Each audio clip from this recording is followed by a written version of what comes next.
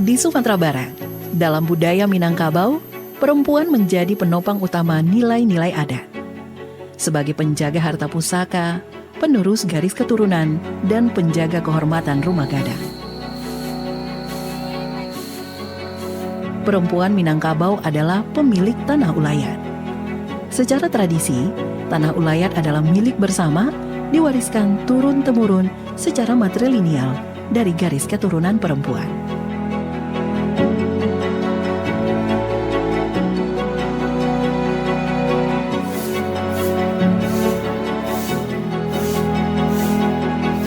Kami dari kelompok perempuan Selembar Daun berdiri pada tahun 2017. Selama berkelompok ini, kami banyak mendapatkan pelatihan-pelatihan sehingga dapat menambah kemampuan kami di dalam usaha ini. Alasan kami membuat minyak kemiri karena kami jual berkerongking harganya murah. Maka kami ingin membuat minyak karena harganya 2 kali lipat daripada yang berkerongking.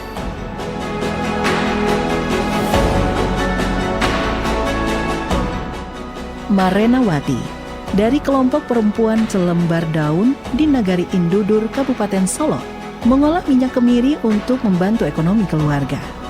Melalui hasil hutan bukan kayu, ia membuktikan bahwa penjaga hutan bisa sejalan dengan menghidupi rumah tangga.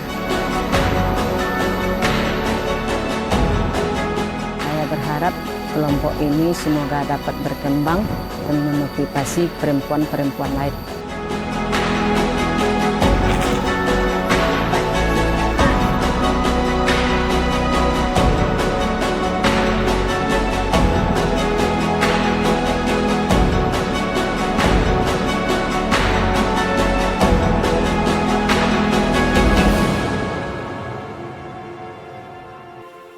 Budidaya gaharu memberi perempuan peluang untuk bekerja di lingkungan yang lebih aman dan sehat. Mereka dapat mengelola ladang gaharu secara mandiri yang menghasilkan penghasilan tetap. Ini memberikan kemandirian ekonomi bagi perempuan karena mereka tidak lagi bergantung pada pihak lain dan bisa mengatur pendapatan mereka sendiri.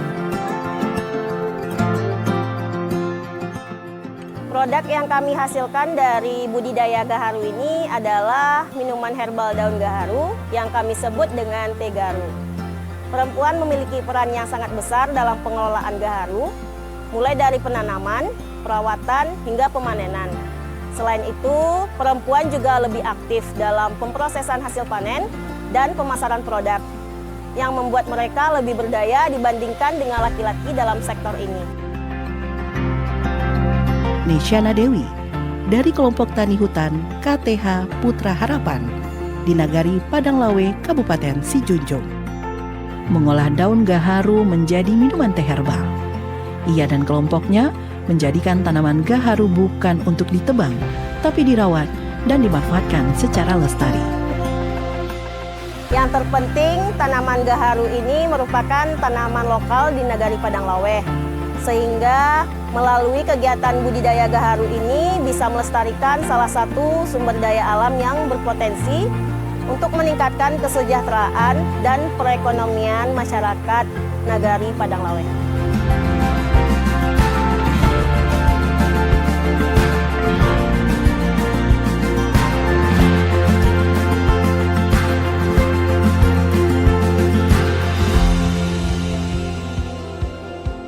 Namun, di tengah tantangan itu, tumbuh perempuan-perempuan tangguh.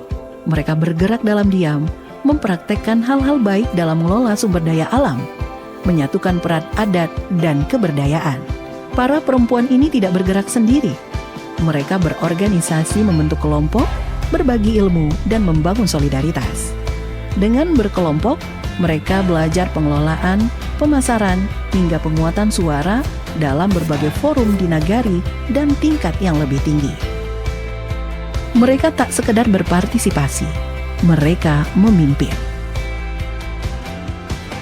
Nurmani Liv dari kelompok tani Potai Sakato di Nagari Sumpur Kudus, Kabupaten Sijunjung, memilih bertani padi organik.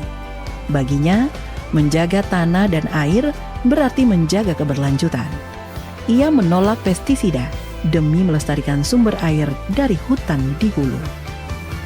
Saya adalah seorang ibu rumah tangga yang sehari-hari bekerja sebagai petani. Sejak tahun 2019, saya bergabung di pertanian organik di Nagari Sempur Kudus. Alasan saya bergabung di pertanian organik, 1. Biaya produksi murah, karena kita tidak memakai pupuk kimia.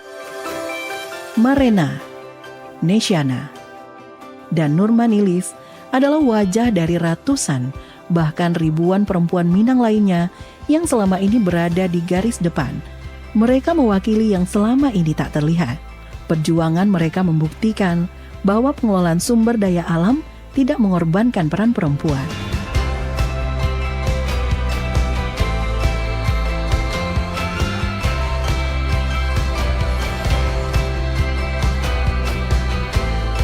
Saya berharap semakin banyak perempuan di Nagari Sempur Kudus beralih ke pertanian organik, sehingga perempuan memiliki peran penting dalam pengembangan pertanian organik, pengelolaan sumber daya alam secara berkelanjutan, menjaga ekosistem, dan memastikan kelestarian lingkungan. Justru dengan melibatkan perempuan, alam lebih terjaga, hasil lebih berkelanjutan, dan masyarakat lebih kuat. Kini, mereka mampu terlibat dalam musyawarah, membawa suara mereka ke depan untuk merawat tanah yang tak hanya menghidupi mereka, tetapi juga generasi yang akan datang. Mereka menunjukkan bahwa ketika perempuan diberi ruang, tumbuh kehidupan, harapan, dan masa depan yang lestari. Perempuan Minangkabau bukan sekedar pewaris wilayah, mereka adalah pemilik suara yang selama ini pelan, tapi kini mulai menggema. Dari hutan, sawah, hingga rumah gadang, suara itu tak bisa lagi diabaikan.